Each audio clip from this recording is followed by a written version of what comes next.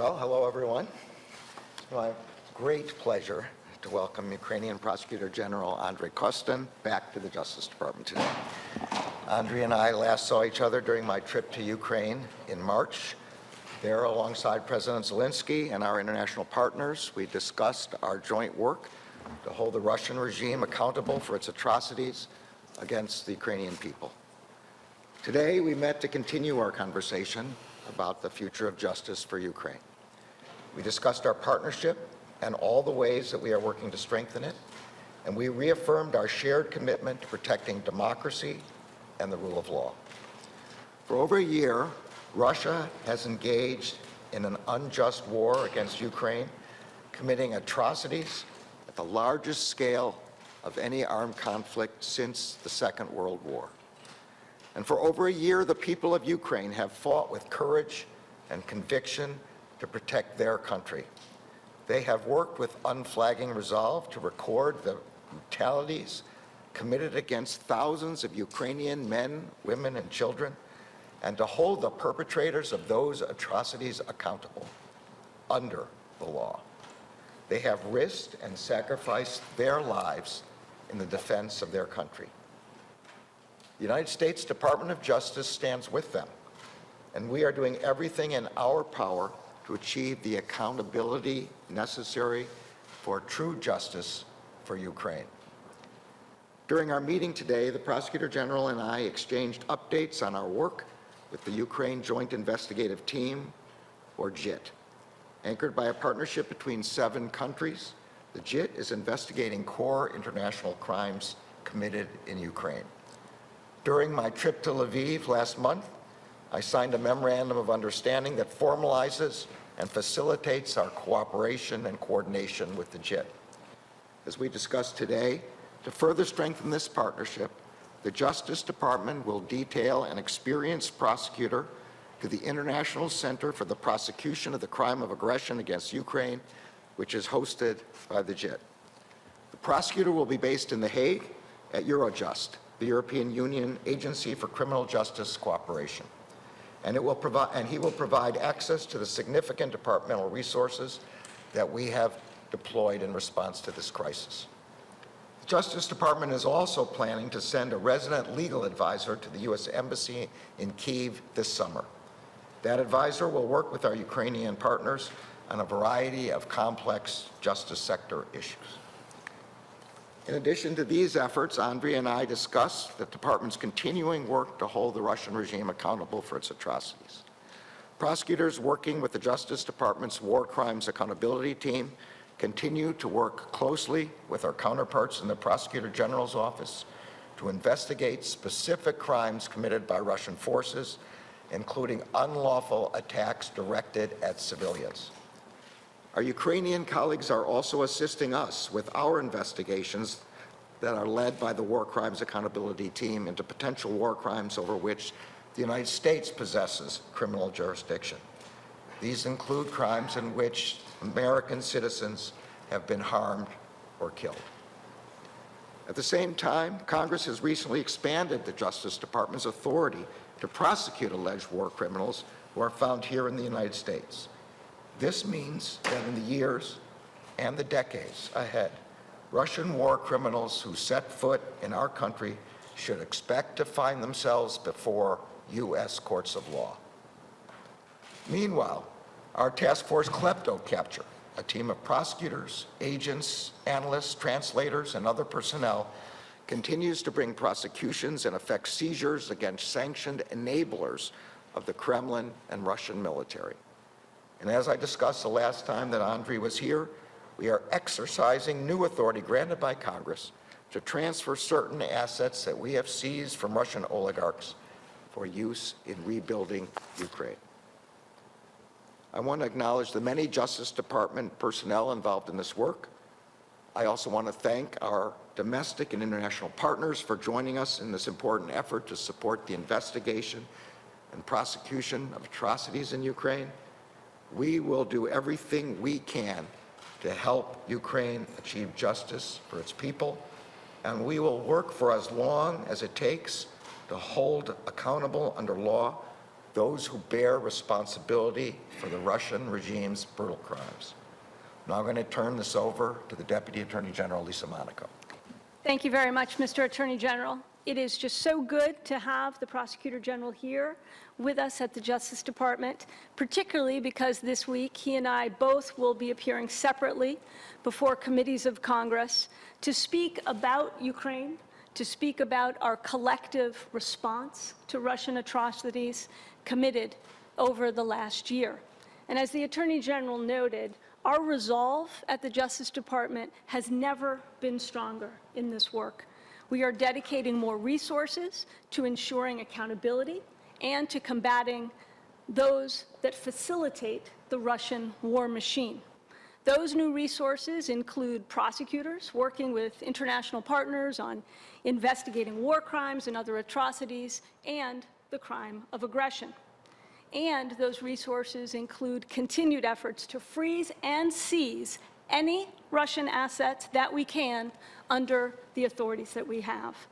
I'll be up before Congress, as I said, on Wednesday to thank them for the tools that they have already given us to hold Russia accountable, and I'll also discuss what else we can do and what new tools we might need to ensure accountability and our ability to respond to Russian aggression and to ensure justice for Ukraine. Mr. Prosecutor General. Thank you, Attorney General. Dear Merrick, I'm grateful to you and to your team for the support of our international accountability initiatives, namely the recent decision to appoint a prosecutor to the International Center for the Prosecution of the Crime of Aggression and contributing to the work of the Joint Investigation Team. Launching the ICPA is the first practical step towards establishing the special tribunal for the prosecution for the crime of aggression. And we welcome the public position of the United States in support of the creation of the tribunal recently voiced by the Ambassador Beth Van Schaack. Another important aspect of our cooperation and support by the Department of Justice colleagues is the strategic advice on investigating and prosecuting Russia's war crimes, as well as on continuing reforms and strengthening Ukraine's anti-corruption infrastructure. We greatly appreciate the decision to designate the resident legal advisor to Kyiv by the Department of Justice. This will further solidify our communication and cooperation.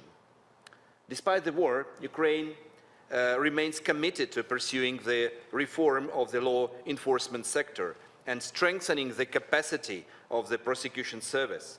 In recent months, we have been working closely with international partners to develop the concept note on support to victims and witnesses of war crimes and other international crimes. And we would greatly appreciate US assistance and expert advice in this direction. We also continue our systematic cooperation in a number of priority areas. First, as Attorney General mentioned, cooperation with Task Force Kleptocapture on the confiscation of the assets of Russian oligarchs involved in funding the war. As we know, the US colleagues are expecting results in another forfeiture case. And we are intensifying our work to freeze the Wagner Group's overseas assets, to deprive the group of the resources to finance its criminal activities in Ukraine and worldwide. Second is information and knowledge exchange. We are grateful for the DOJ efforts aimed at organizing a study visit to the United States for the Specialized Environmental Prosecutor's Office of Ukraine. And we would welcome similar learning programs for prosecutors specializing in combating cybercrimes. And third is investigation and prosecution of unlawful deportation of Ukrainian children and joint efforts to return forcibly displaced children home. to Ukraine, to their families.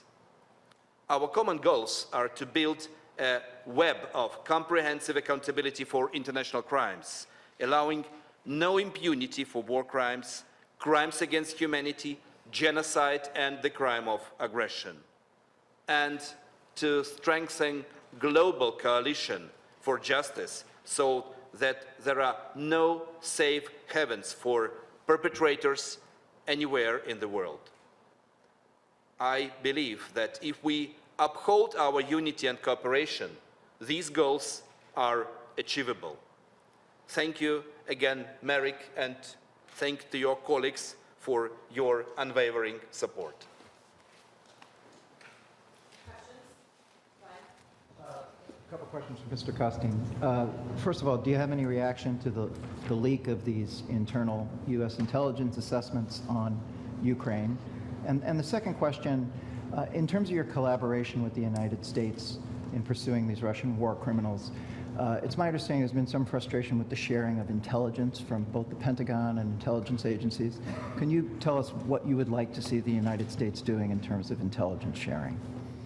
Thank you for both of these questions. First of all, with regard to our accountability efforts, this leak has no any influence on our work.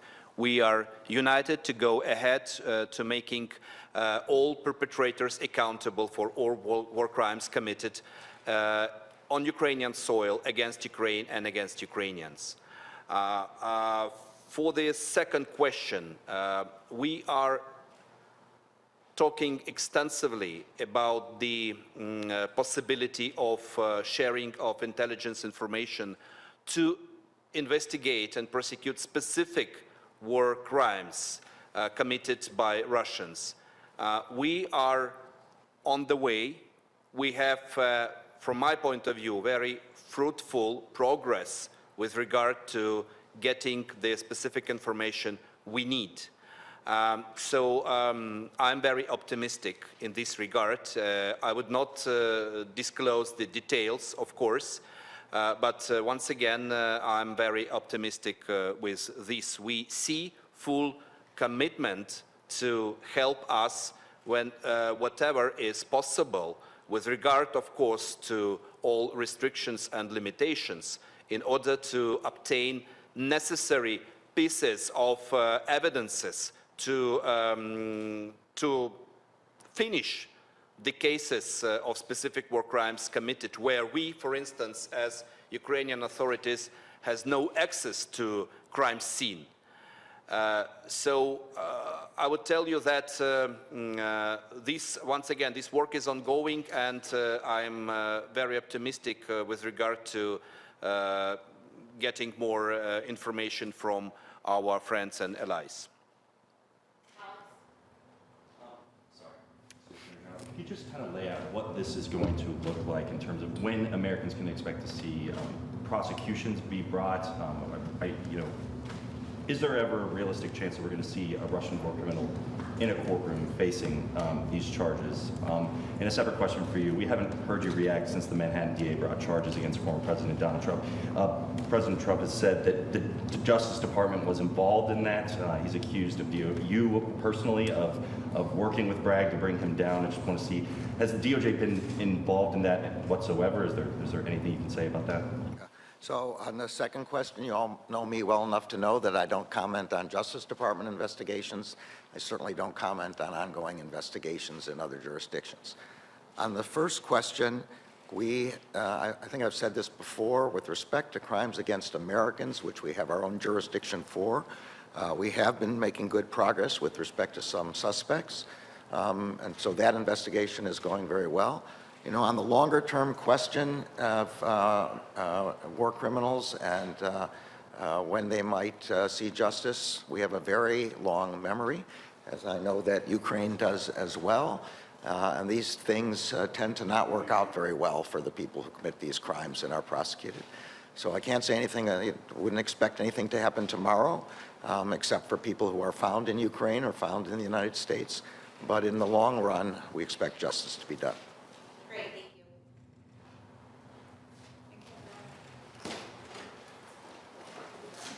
thank you. Oh, okay. She's in charge.